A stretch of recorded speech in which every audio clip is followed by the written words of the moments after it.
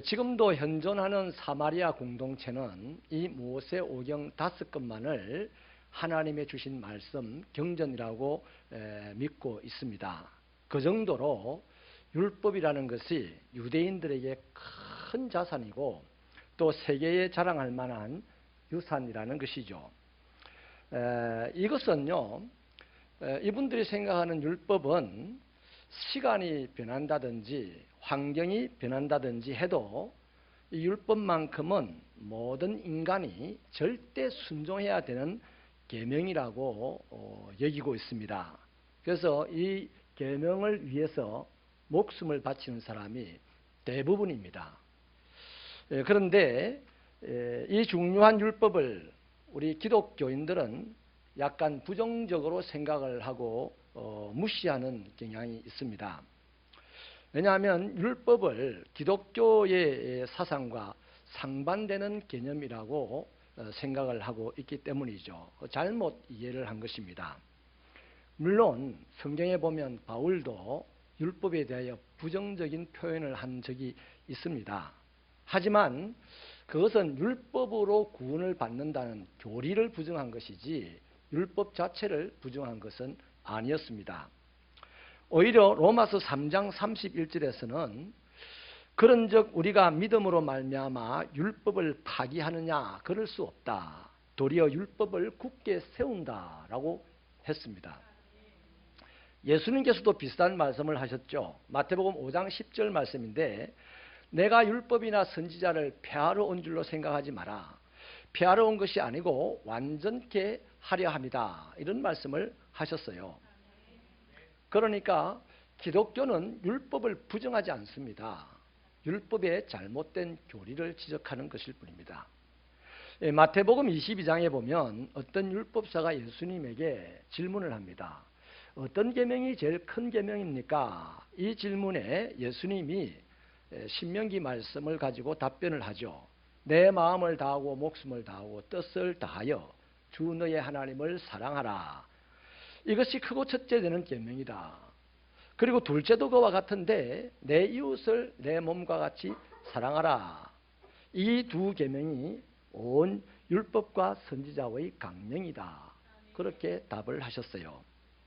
그런데 오늘 본문을 보면 이것 또한 예수님의 말씀인데 주님은 이 계명을 뛰어넘어서 신명기 말씀을 뛰어넘어서 새로운 계명을 주신다고 말씀을 하셨죠. 우리 34절을 수고스럽지만 다시 한번 힘차게 읽어봐 주십시오. 시작. 새 계명을 너희에게 주노니 서로 사랑하라. 내가 너희를 사랑하는 것 같이 너희도 서로 사랑하라. 이 말씀을 가만히 들여다보면 약간 의아한 데가 있습니다. 사랑이 왜 계명일까요? 누가 명령한다고 사랑을 할 수가 있습니까? 절대 못합니다. 인간의 사랑은 자기의 마음이 우러나야만 할 수 있는 거예요. 그런데 누가 명령한다고 해서 사랑을 한다? 안 되는 일이죠. 또 억지로 사랑을 하게 되면 상대방이 대번에 알고 욕합니다. 이게 세상 사람들의 사랑의 관념이니 이 관념을 보고서 서로 사랑해라. 이게 내가 너한테 한 명령이다 하는 이 말씀을 딱 들으면 의아할 뿐입니다. 왜 명령합니까? 당신의 마음에 우러났으면 당신이 사랑하고 내 마음에 우러나면 내가 사랑하는 거지요. 이렇게 이제 세상적인 관념을 가지고 살면 의아해질 수가 있다는 거죠.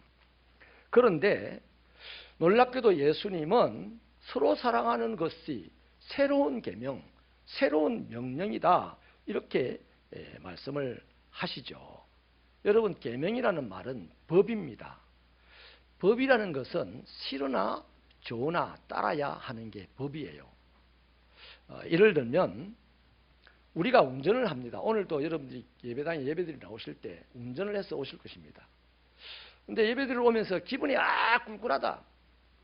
그래서 앞에 신호등이 빨간불이 왔어요. 오늘은 기분이 꿀꿀하니까 그냥 나 지나갈 거야. 또 아니면 나는 하나님이 기다리시는 곳으로 얼른 가야 돼. 그렇게 하고 그냥 빨간 신호등을 무시하고 지나갔습니다. 그 어떤 일이 생깁니까? 거의 사고 날 확률이 높죠. 사고가 나서 자기만 다치는 것이 아니고 상대방도 인생 망치는 경우도 생기는 겁니다. 운전을 할 때 빨간불을 보면 서라, 이것은 명령입니다. 법입니다. 맞습니까?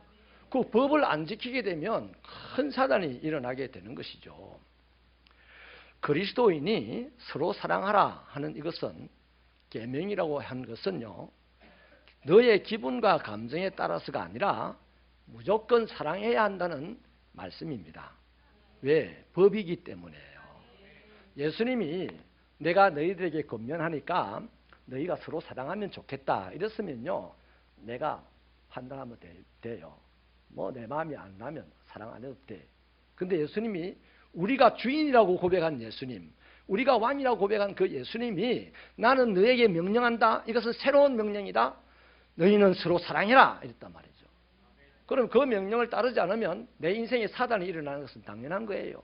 나로 말미암아 누구가 인생이 망가지는 것도 당연한 것이다 이 말이죠. 이해가 되시면 아멘입니다.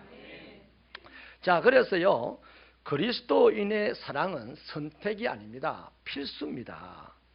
우리가 그리스도인으로 부름을 받았어요. 오늘도 예배당으로 부름을 받았어요. 하나님이 왜 우리를 이렇게 부르셨습니까? 예배 드리라고요? 예, 그럴 수도 있어요. 그러나 우리는 예배를 드리는 것도 서로 사랑함으로 예배를 드리고, 봉사를 하는 것도 서로 사랑함으로 봉사하고, 전도를 하는 것도 서로 사랑함으로 전도할 때 그게 진정한 예배가 되고 진정한 봉사가 되고 진정한 전도가 된다는 것입니다. 그러니까 기독교인들은 무조건 사랑해야 됩니다. 만약에 교회가 예수를 믿는 믿음은 철저한데 사랑이 부족하다, 그럼 세상이 욕해요. 오늘 이 시대가 그런 겁니다. 그래서 저는 여러분에게 이 시간에 간절히 부탁을 드리는데요, 사랑하십시오.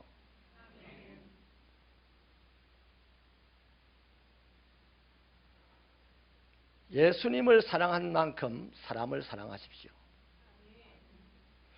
예수님을 사랑하여 이곳에 모였다면 이곳에 있는 분을 사랑하셔야 됩니다. 왜냐하면 예수님의 명령이기 때문입니다.